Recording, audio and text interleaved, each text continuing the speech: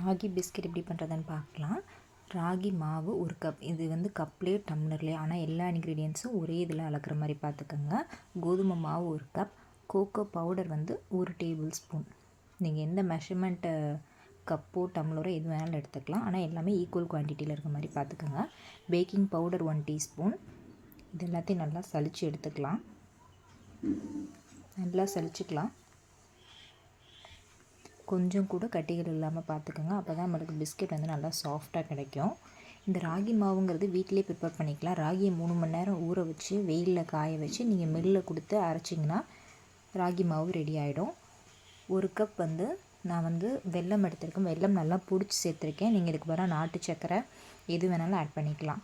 Salt சும்மா 1 pinch. இது எல்லாத்தையும் நல்லா மிக்ஸ் பண்ணிக்கலாம். சால்ட்டு ரொம்ப கம்மியாக போடுங்க. நான் ஃப்ளேவருக்காக வெண்ணிலா எசன்ஸ் ஆட் பண்ணுறேன். நீங்கள் வெண்ணிலா எசன்ஸ் ஆட் பண்ண விருப்பம் இல்லைன்னா நீங்கள் வந்து ஸ்கிப் பண்ணிக்கலாம். 1 teaspoon vanilla essence, 2 tablespoon உருக்குன வெண்ணெய். இல்லை ரூம் டெம்பரேச்சரில் இருந்தால் நீங்கள் ஸ்டார்டிங்கே பட்டர் போட்டு மிக்ஸ் பண்ணுற மாதிரி இருக்கும். மோஸ்ட்லி நீங்கள் இந்த மாதிரி மெல்ட் பண்ணி எடுத்திங்கன்னா உங்களுக்கு அளவு தெரியும்.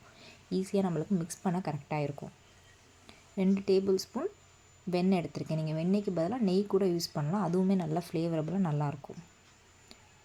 இப்போ வந்து எனக்கு வந்து கரெக்டாக ஒரு 6 டேபிள் ஸ்பூன் கிட்ட வந்து பால் தேவைப்பட்டுச்சு. 4லேருந்து 8 டேபிள் ஸ்பூன். அந்த கன்சிஸ்டன்சி டஃப்பை வந்து அட்ஜஸ்ட் பண்ணுற அளவுக்கு நீங்கள் வந்து இந்த பால் வந்து சேர்த்துக்கணும். காய்ச்சி ஆற வச்ச பால் லைட்டாக வெதுன்னு இருக்கணும்.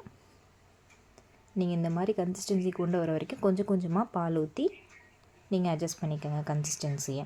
4லேருந்து 8 டேபிள் ஸ்பூன். ரொம்பவும் சாஃப்டாக பிசைஞ்சிடக்கூடாது. இந்த அளவுக்கு கரெக்டான கன்சிஸ்டன்சி. ஒரு பிஸ்கெட்டு போட்டு இந்த மாதிரி உருண்டை பிடிச்சி கன்சிஸ்டன்சி பார்த்துக்கோங்க. இப்போ வந்து இந்த மாதிரி நான் கையிலே ஒரு பால் மாதிரி செஞ்சு லைட்டாக ப்ரெஸ் பண்ணிக்கிறேன்.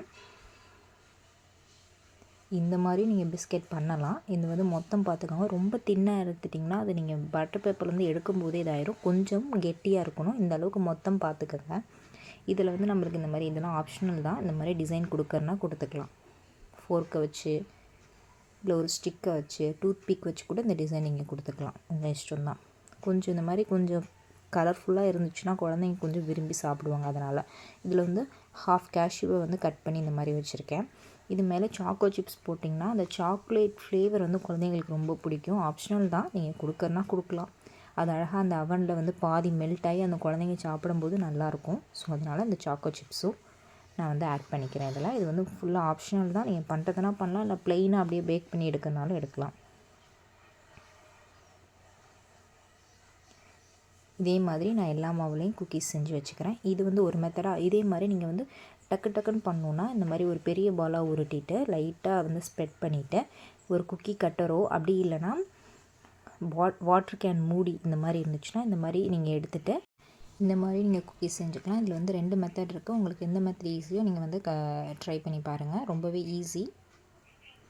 நான் இந்த மாதிரி டெக்கரேட் பண்ணி வச்சுட்டேன். லைட்டாக கொஞ்சம் பாதாம், கொஞ்சம் சாக்கோ சிப்ஸ், கொஞ்சம் கேஷ்யூ நட்ஸ் இந்த மாதிரி வச்சுட்டு 180 டிகிரி செல்சியஸில் 10 மினிட்ஸ் வந்து ப்ரீஹீட் பண்ணி வச்சுட்டேன். அவனை ப்ரீஹீட் பண்ணதுக்கப்புறம் நம்ம வந்து ரெடி பண்ணி வச்சுருந்த குக்கீஸ் இன்செர்ட் பண்ணிவிட்டு 15 to 20 மினிட்ஸ். என்னோடய அவனுக்கு வந்து 15 மினிட்ஸே கரெக்டாக இருந்துச்சு. சில அவனுக்கு வந்து ஒரு 5 மினிட்ஸ் எக்ஸ்ட்ரா ஆகலாம், 5 மினிட்ஸ் கம்மியாக ஆகலாம். நீங்கள் மேலே வந்து அந்த ப்ரௌனிஷ் ஆகும்போதே கொஞ்சம் ஒரு டைம் வெளியே 15 மினிட்ஸ்க்கு அப்புறம் வெளியே எடுத்து பாருங்கள். செக் பண்ணிவிட்டு நல்லா ஆறுனதுக்கப்புறம் தான் பிஸ்கெட் வந்து நல்லா கிறிஸ்பியாக இருக்கும். ஸோ எடுக்கும்போது சாஃப்டாக இருக்க மாதிரி தான் இருக்கும். நல்லா 1 மணி நேரம் ஆற விட்டுட்டு அதுக்கப்புறம் நீங்கள் வந்து சர்வ் பண்ணலாம். நல்லா டேஸ்ட்டாக ஹெல்த்தியான ஒரு குக்கி. கண்டிப்பாக ட்ரை பண்ணி பார்த்துட்டு இந்த வீடியோ பிடிச்சிருந்துச்சுன்னா லைக் பண்ணிக்கோங்க, சப்ஸ்கிரைப் பண்ணிக்கோங்க. செஞ்சு பார்த்துட்டு எப்படி வந்துச்சுன்னு கமெண்ட் பண்ணுங்கள். நல்ல ஒரு கிளாஸ் ஜாரில் ஏர்டைட் கண்டெய்னரில் இந்த மாதிரி ஸ்டோர் பண்ணி வச்சுக்கோங்க. நல்லாயிருக்கும்.